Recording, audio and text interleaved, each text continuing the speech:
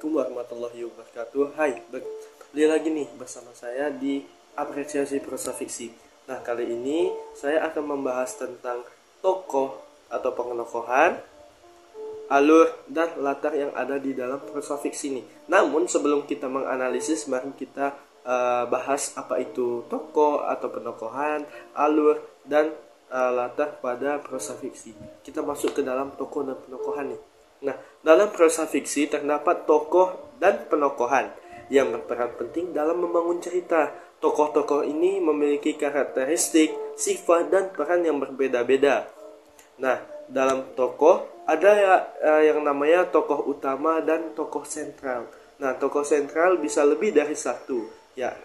Tokoh sentral ini yakni sentral dari cerita. Namun, tokoh sentral belum tentu tokoh utama. Nah, dalam prosa fiksi juga terdapat tokoh hitam dan tokoh putih, atau yang biasa kita sebut tentang tokoh protagonis dan tokoh antagonis. Protagonis adalah tokoh yang berperan menjadi orang baik di dalam suatu prosa fiksi, sedangkan tokoh antagonis merupakan penjahat. Ya, bisa kita bilang penjahat di dalam suatu prosa fiksi maksudnya. Tokoh itu adalah orangnya. Namun dalam sastra yang penting adalah wataknya.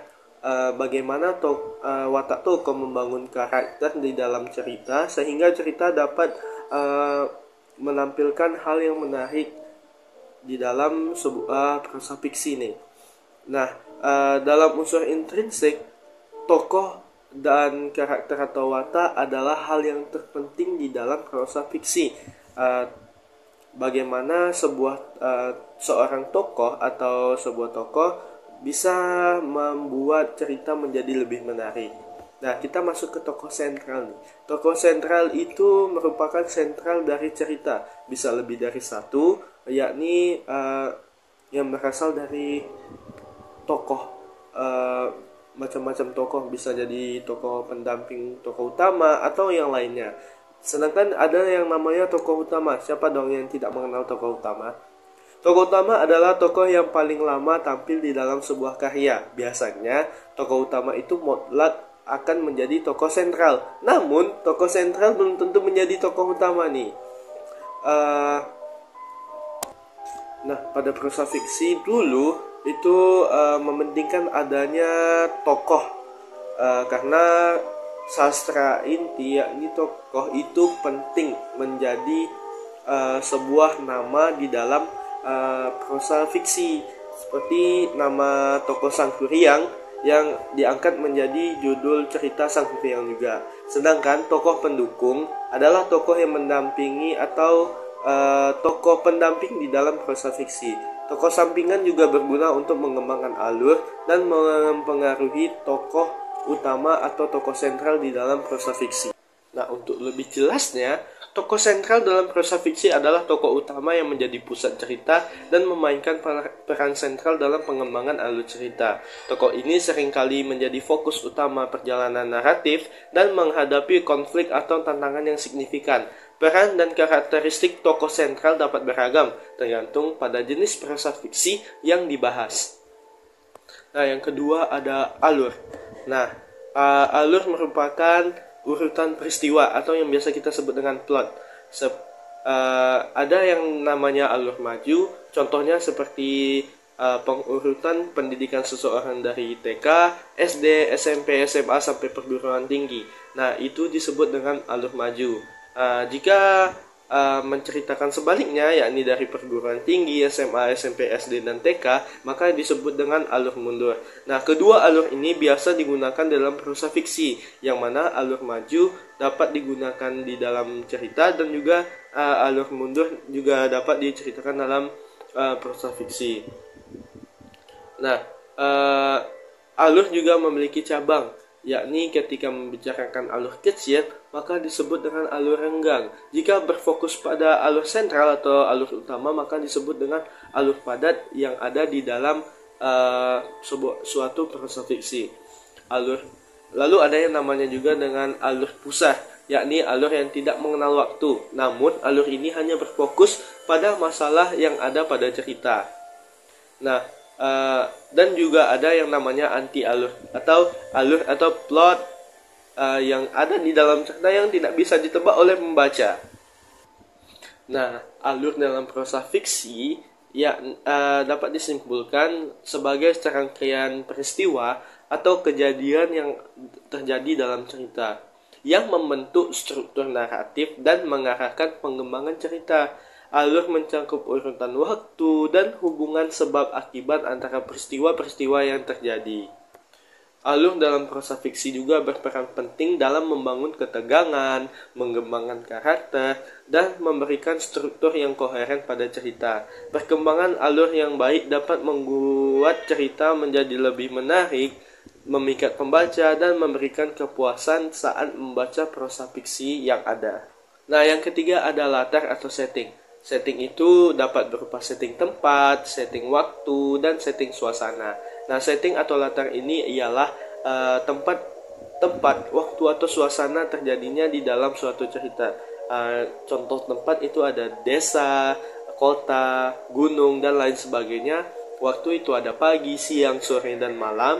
Dan suasana bisa menggambarkan tentang suasana ketegangan, suasana santai, dan suasana bahagia. Nah, ketika adanya setting, hal ini seakan-akan berada dalam satu set utuh. Pada setting tempat itu biasanya untuk menentukan jalan cerita, yakni tempat itu menjadi acuan dalam cerita atau cerita yang melekat pada tempat. Nah, menurut Romo dari Jogja, ia berpendapat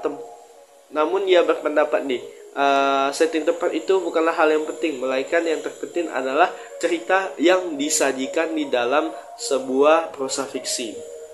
Nah, dapat kita ambil kesimpulan ialah latar dalam prosa fiksi adalah bagian cerita atau landas tumpu yang mengacu pada masalah tempat, waktu, dan suasana terjadinya peristiwa, serta lingkungan sosial yang digambarkan untuk menghidupkan peristiwa.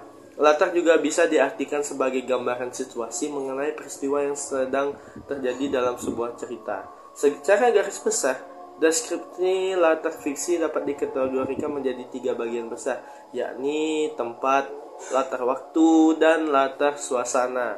Nah, latar tempat sendiri adalah hal yang berkaitan dengan masalah geografis, dan waktu berkaitan dengan masalah perwaktuan, dan latar suasana yakni berkaitan dengan suasana yang terjadi di dalam suatu prosa fiksi. Nah, sekarang kita ulas nih sebuah film atau prosa fiksi yang berjudul Ngeri-Ngeri Sedap. Nah, film ini baru keluar beberapa saat yang lalu atau tahun lalu. Film ini mengenai tentang sebuah keluarga. Nah, unsur tokoh dan penokohan dalam film ini berpusat pada keluarga Batak yang terdiri dari Pak Domu, Mak Domu, dan 4 anak mereka, yakni Domu, Sarma, Gabe, dan Sahat. Nah, beberapa tokoh tersebut merupakan tokoh yang menjadi tokoh sentral yang ada di dalam film tersebut. Pak Domu, yakni tokoh bapak, memiliki sifat yang keras kepala dan kolot nih. Sebagai suami dan seorang ayah, Pak Domu adalah pribadi yang keras kepada keluarganya. Lalu ada Mak Domu, dia adalah ibu dan istri yang paling sabar nih. Seperti kebanyakan wanita, Mak Domu sudah terbiasa berdiam diri dan hanya mengikuti perintah oleh sang suami. Lalu ada anak pertama yakni Domu, dia bekerja sebagai pegawai BUMN dan memiliki kekasih berdarah Sunda yang akan menjadi konflik di dalam film ini, di mana hal tersebut tidak bisa dilaksanakan karena Domu merupakan orang Batak, yakni bapaknya juga ingin dia menikah dengan orang Batak. Lalu ada Gabe. Gabe merupakan anak kedua, yakni dia adalah seorang komedian dan meninggalkan gelar sarjana hukumnya, yang mana hal ini juga menjadi konflik kepada bapaknya. Lalu ada Sahat, dia memilih menetap di tempat saat dia melakukan KKN di Yogyakarta dan meninggalkan kampung halamannya. Lalu kita masuk ke dalam alur nih. Alur di dalam film ini memiliki alur multiplot atau multi alur, lebih dari satu alur nih. Selain memiliki cerita utama, kisah keluarga terkait kisah orang tua dan keempat anak Pak Domu dan Mak Domu, uh, di film ini juga memiliki plot-plot terpisah pada masing-masing anak. Pada Domu ada, pada Gabe ada, pada Sahat ada, dan pada Sarma juga ada nih. Di mana keempatnya memiliki cerita sedih pilunya sendiri dengan permasalahan yang berbeda-beda, sehingga alur di dalam film ini cukup menarik untuk ditonton. Lalu ada latar. Nah, film ini berlatar belakangkan dengan suku Batak yang tinggal di daerah pinggiran Danau Toba, Sumatera Utara. Nah, film ini menggambarkan mengisahkan gambaran nyata tentang dinamika keluarga yang berkaitan dengan adat istiadat di sana.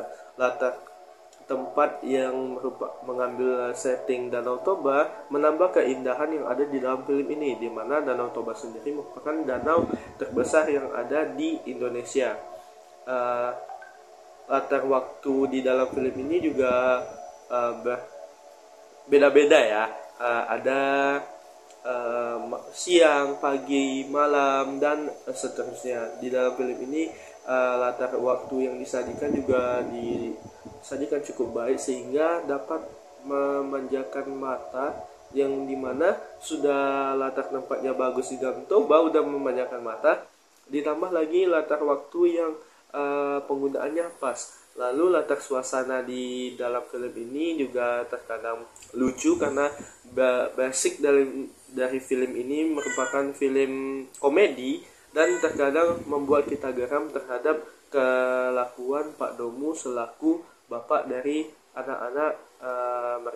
anak-anaknya, yakni Domu dan adik-adiknya tadi, sehingga membuat penonton merasa tertawa, senang, terkadang juga geram melihat tingkah laku tokoh yang ada di dalamnya, sehingga dapat menyimpulkan film ini sangat bagus dan rekomendasi untuk ditonton. Baik, sekian dari saya, semoga bermanfaat. Ciao.